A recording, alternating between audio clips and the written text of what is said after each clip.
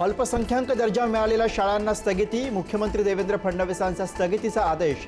अजित पवारांच्या निधनानंतर 3 दिवसातच 75 शाळांना मिळाला होता अल्पसंख्याक शाळांचा दर्जा।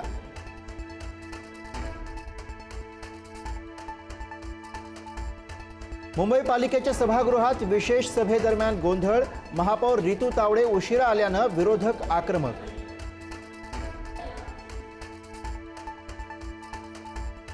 मुंबई महापालिकेमधील विरोधी पक्षनेत्याबाबत आज होणार अधिकृत घोषणा, किशोरी पेडणेकरांची विरोधी पक्षनेतेपदी घोषणा होण्याची शक्यता।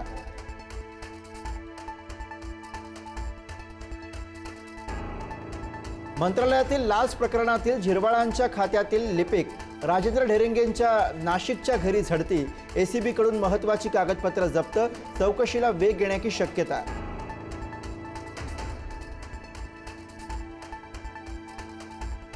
शनिवारपासून नॉट रिचेबल असलेले मंत्री नरहरी झिरवाळ आज घेणार उपमुख्यमंत्री सुनेत्रा पवारांची भेट। पुढारी न्यूजला विश्वसनीय सूत्रांची माहिती, मंत्रालयातील लाच प्रकरणानंतर झिरवाळ अडचणीत।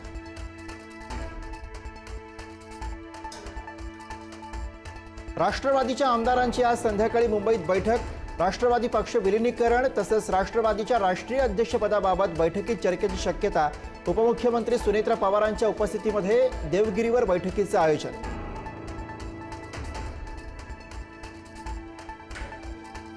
गणेश नाईकांना ठाकरेंच्या शिवसेनेत येण्याची राऊतांकडनं ऑफर। गणेश नाईकांनी शिवसेनेत यावं, शिवसेनेत येऊन शिंदेविरोधात लढावं, तुमचाच विजय होईल, राऊतांकडून नाईकांना प्रेमाचा सल्ला।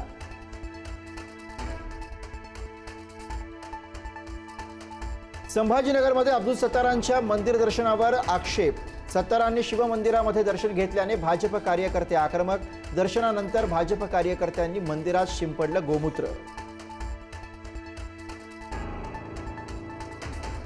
पुण्यातील हिंसक आंदोलन भाजप आणि काँग्रेसला भोवलं, दोन्ही पक्षाच्या प्रमुख पदाधिकाऱ्यांसह 100 कार्यकर्त्यांवर गुन्हे दाखल। पुण्यातील दगडफेकीचा व्हिडिओ पुढारी न्यूजच्या हाती।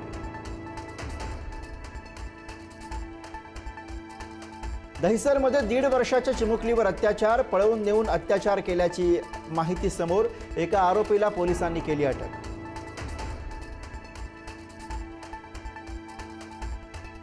धुळे जिल्ह्यातल्या तरडी परिसरात बिहारी मजुराकडून महिलेचा विनयभंग, महिलांसह संतप्त जमावाकडून आरोपीला मारहाण, 27 वर्षीय आरोपीला पोलिसांनी घेतलं ताब्यात।